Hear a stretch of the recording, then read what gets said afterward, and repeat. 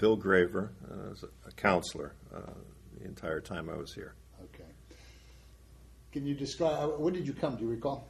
Yes, No, I do, actually.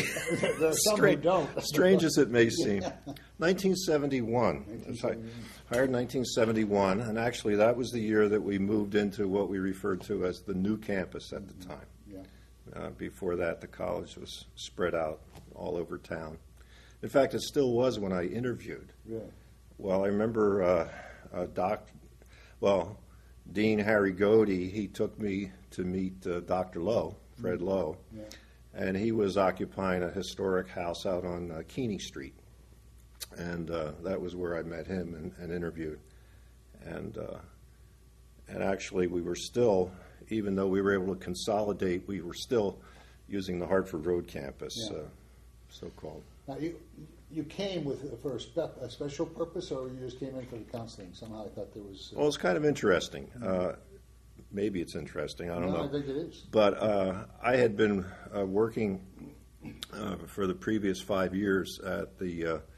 there was an excellent counseling service in the downtown YMCA. And we did quite a bit of work. We accepted referrals from various community agencies, including the Veterans Administration. And there were really two prongs to that work. There were children who were, sons and daughters of disabled or deceased veterans. So we were providing services to them in the form of counseling, vocational educational counseling. But there were also returning vets. And I guess that was the thing when I did interview. And I had over the years that I was there at the Y, I had made referrals from time to time to Manchester Community College, and my point of contact was Harry Godey. And so when I was looking, I contacted him, and we got to talking. And I think they were looking for somebody because there was an increasing population of veterans at the college. They wanted the idea of having someone on the staff who had familiarity with the VA and had some contacts or rapport with the VA, that would be a good thing. So I think that was a big piece of why they you started that selected from scratch, right?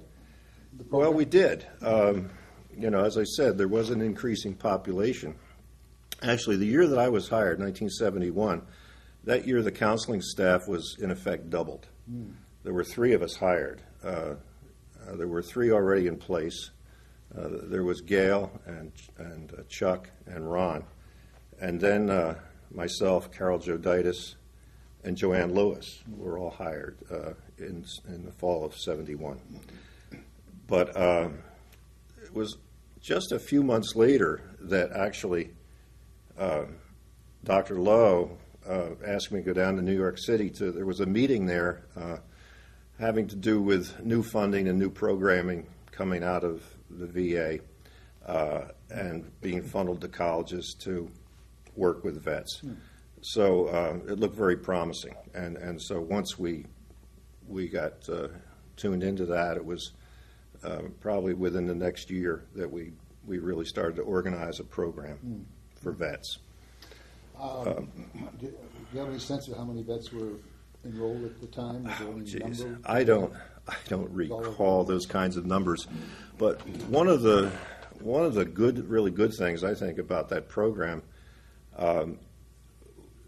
it wasn't so much me doing it, but it was we got vets involved helping other vets, and there were 2 fellows in particular who I coached and trained, but they really did outreach work. We would each month get a list of discharges from the Veterans Administration. And Jim Sorensen at the time and Dave Latrico we'd send out letters just letting them know we were here. And then they'd follow it up with a face-to-face visit. And the idea wasn't, it turned out to be a recruitment tool, but that wasn't the thrust of it. The idea was to make a contact, welcome them back, inform them of the benefits they had whereby they could pursue their education. And naturally, because we made the contact with them, a lot of them did come to MCC. So it was really good. And then it was only, a couple of years after that it had expanded to the point where we could hire a director. Yeah. Ralph Braithwaite. Yeah. Want to talk about that at all? I mean, it was just, did you Well, remove yourself, that's the first question, from the responsibility to sort of shift over, or you were still part of it? Well, I was tangentially part of it at that point. I mean, I was involved in actually interviewing candidates and made the recommendation to hire Ralph, and then I was involved in orienting him to the college and to what we had been doing up to that point. And then gradually, he took it over, of course. We had an active veterans club. We had an array of courses. It was to a vet's benefit if he could enroll in a full-time program that is 12 semester hours. And some of them came to us ready for that, and some not. So we were able to put together a package of, let's say, brush-up courses as well as some of the regular credit courses to create a package for them the first semester. And then we stayed in touch with them. I mean, there was a lot of follow-up, hand-holding, how are you doing, that type of thing. Yeah. And so, and then it went on for a number of years after that. So it was a nice thing to be part of. Can you speak about Lowe for a second and latitude? Did you have a sense that he was micromanaging you or gave you? Not at all. Yeah. No, I really enjoyed all the contacts I ever had with Dr. Lowe. I mean, he had a. Attend any of these parties? By the way? I don't know if I was that. Really, I was pretty young at the time. I guess I wasn't considered an invitee material. But anyway, I can remember some meetings. Don't remember the thrust of the meeting at the time, but he had a way of. He was an ex-Marine, and he would sit and he would. This was in the days he'd smoke a cigarette, and he wouldn't have much to say, and he'd look around the table and he'd get everybody's opinion, and then he'd just kind of say, "Okay, this is what we're going to do." Yeah. And everybody said, "Yes, sir. That's what we're going to do." He was very very good. He was good to me, and I thought he was excellent for the college. I don't think I'm alone in that. Yeah. And being the founding president. Yeah. I mistook you for somebody else when you came in here. Can you want to talk about your partner? One of my cohorts in crime. Cohorts in crime? Well, it was interesting because I guess Ron Clinton we're referring to. Remember that he was already here on staff when I arrived, and I guess he had been here for maybe 2 or 3 years prior to that. Mm-hmm. And we kind of hit it off right away because I had a strong I guess, more than it was a counseling orientation rather than a student services orientation, if you will. So Ron kind of sensed that in me, and we both like to, work with students, close the door, spend some quality time with them, and try to understand what they were about, and hear them out, and then try to help them make whatever it was, if it was a course selection or a career direction type of decision, to spend some quality time with them. So I think and then we developed over the years a terrific friendship. Did a lot of things together.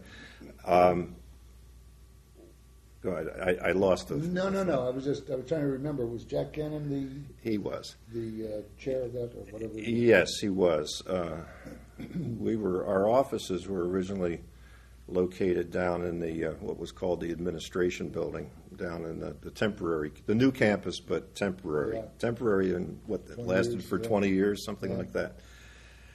So there was a common waiting room. So there was sort of an admissions wing, and then there was the counseling area, and there was registration. Registration. This was, I think, the first day I was there, first day on the job. There was registration going on, and it was going on down at what's now Fuss and O'Neill, or what we call the Hartford Road campus. And everybody was there. It seemed like, faculty were there, counselor, all the secretaries and clerks were there. And there was a room that was sort of set up in a horseshoe. Okay, and the students would come in and sit across the desk from you. And you try to help them work out a schedule. And you call out a section number. Well, that was in the days when we had these IBM cards in about 1,000 little cubby holes, right? So you'd call out a number, and someone like Helen Rannick would pull a card for you, and then they, whatever it was, you would try to discourage the students. There were a lot of them that wanted to get their courses in a tight bundle. Yeah. Get on campus, take your courses, and then get on to their jobs. Well, one of the problems was there were 10 minutes between classes, and the idea of getting from the Hartford Road campus at times to your car, driving down, avoiding the Manchester police because they had speed traps set up along Hartford Road, and then getting here and then parking your car and getting into your class in 10 minutes. You couldn't do it, but there were still plenty of them that insisted on doing just that. So. There was also somebody who dropped all of those cards. Oh, really? Yeah, the whole thing flipped out and landed all over the ground. But I think it was funny because people would call out from all around this room. It was like a mini auditorium, and the cards and everything were up on a little stage. Yeah, up on and 212, people would pull the cards. It was what a system. But it was fun. Yeah. Now you were with them and retired in 2000?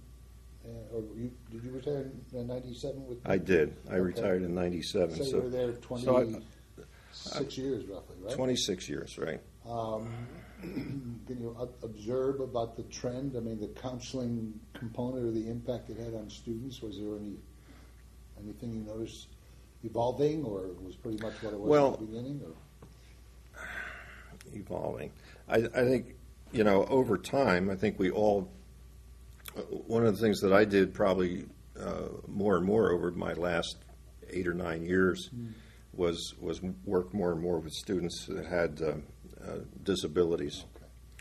And so, again, it was fun in a way because we really, again, developed a program for students with learning disabilities. Eventually, we were able to expand in that area and hire people that had expertise in learning disabilities. Talking about, or somebody no, I was thinking more. Well, George was more on the academic side, in terms of his program. And I'm talking about people to actually work, tutors and coaches, to make students better aware of their strengths and weaknesses, and in terms of how they learn. Some are more visual, some are more auditory, some need, more whatever it is, to become more tuned into their own individual learning style, and then develop strategies or ways of going to their strengths in order to learn what they needed to learn. Did you work closely with the academic divisions to be talking about learning techniques? Well, we did. I mean, we certainly. Oh gosh, I'm trying. We had workshops at times where I would. Like at the beginning of a semester, I would bring in a guest speaker or two. Sometimes people from the University of Connecticut, who were well versed in learning disabilities, to address the faculty and talk about it. That was one thing, but it wasn't just learning disabilities. It was also students that had physical disabilities as well, visual issues or mobility issues. So that was really, I guess, I sort of started with the veterans program. And then in the latter part of my time here I was really... By choice or just... Well, actually, initially, I think I had initially some resistance. Oh, okay. But it was... the more I learned about it and the more I got involved with the students themselves, the more it grew on me, and the more I really felt it was important. Because in reality, I mean, a student with an identified learning disability, that student is just a little bit further along the continuum in terms of exhibiting that disability than people who we consider normal. Yeah. Because even so-called normal people have their individual strengths and weaknesses. Some people can throw a ball better than others. And the same is true when it comes to assimilating information and learning in a classroom. So, anyway, I think it's a seeing learning difficulties as a continuum. Can we talk about the culture of the college? It's somewhere in the back of my mind I saw you were on a basketball team. Is that, is that wrong?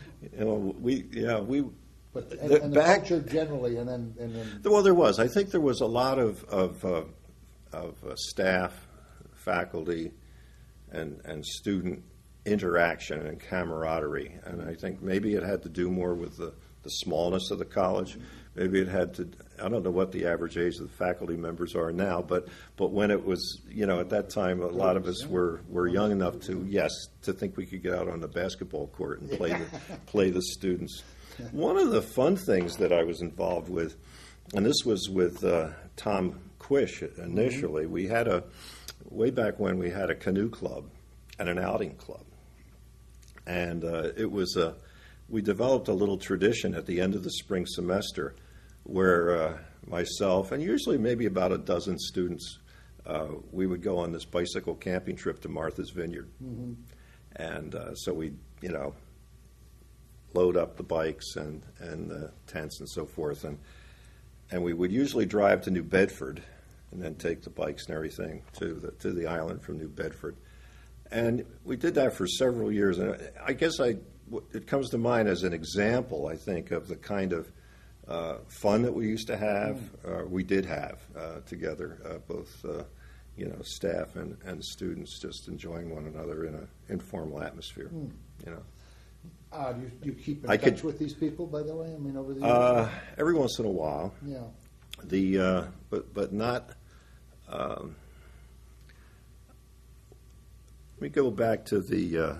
I wanted to back. I want to go back to the veterans thing a second, because there was an interesting. I was in my office one afternoon. This was when I was still down at the old administration building. And this was one of the fellows. He was bright as a whip. I don't think he ever got anything less than an A here, and I'm not sure how much he ever opened the book. Mm-hmm. Okay, so he breezed through here with A's, and he couldn't be bothered going to graduation. That was for kids. Mm. So he went on and he got his bachelor's degree, and then he went on to law school. And I get this call, and it's a long-distance call from Florida. And here it is that this former student, I could mention his name, but I won't. And he said, "You remember me?" I said, "How could I forget you?" He drove me crazy, when he was here, but because you never knew what was going to come out of his mouth. Mm. Anyway, he said, I went on such and such a school, and I got my baccalaureate, and I went on to such and such a law school, and here I am doing law down here. And he said, the school that really meant the most to me? He said it was Manchester Community College. Yeah. He said, "Do you think I could get my degree?" Do you think I could get my degree? So I said, "I'm sure you probably can." I pulled his file, and of course he had everything he needed. I said, "Just send me $20 and we'll get you a degree, no problem." That's wonderful. It was unexpected, yeah. And if you had known this fella, he was so. Sometimes, just kind of chippy and full of himself when he was here. But for him to express that was... That's a wonderful thing. Was any note made of it at all at graduation? Not that I recall. Just got up and got out. Yeah. Actually, he didn't come up from Florida. Oh. He just wanted he wanted his degree from Manchester Community College, and it had to do with his involvement with, so many things, the faculty, the activities, the Veterans Club, and all of that. Tom Sheridan and Yeah. Greg Kane mean anything to you? Yo, absolutely, sure. Yeah, I'm they were. hoping to get them here to talk, but it's been difficult. Yeah. This fellow that I was referring, this is Lloyd Davidson. Do you Lloyd remember? Davidson. Do you remember him? No. I don't think it- He was a pistol. he was a pistol. Yeah. That's the one thing. I mean, the range of the students here, and I think when the vets came, as I recall, this is not my story, it's yours, but they brought a culture to the college that in fact changed the college. It wasn't the same once they showed up. By their influence and their age, you know, they were no nonsense people. I don't want to talk too much longer.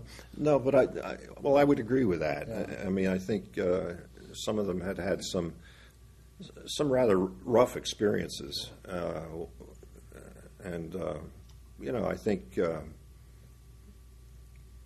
But I don't think the ones that came and did well, they were very serious about what they were about. And this fellow, I mean, well, Tom Sheridan, he is an example of somebody who, you know, used this as a stepping stone. Sure.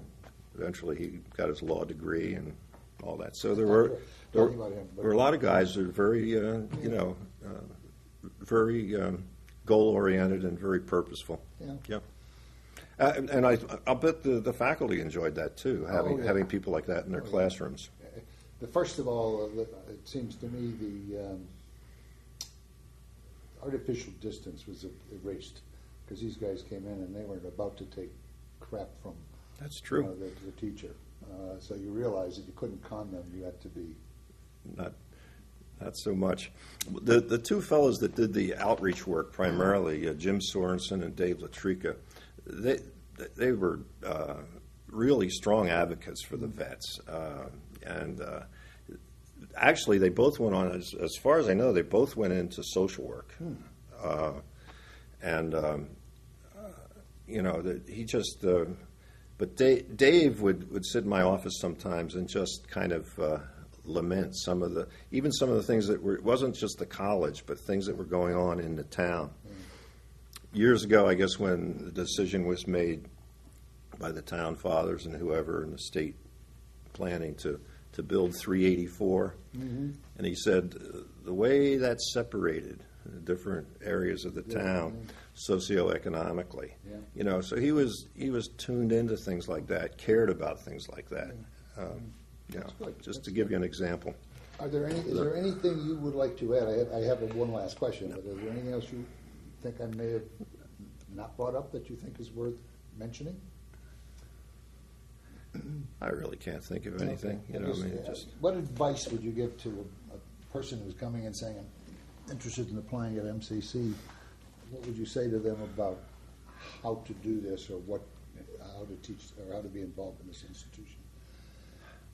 Well, that's a tough question. I've been away from it for quite a while, but I think the commitment. I know one of the questions that I was asked was how do you feel about the open enrollment idea? You know, that anybody who has an interest in coming to college is welcome to come here, and it seemed like that was a litmus test at the time, and I think it probably still is. So I think anybody coming here can park their elitism at the door, okay? And I think they could, you know, be prepared to get involved in a learning process, and the counseling process is just another way of looking at the learning process, okay? To engage people as they are, and to be yourself, to be genuine.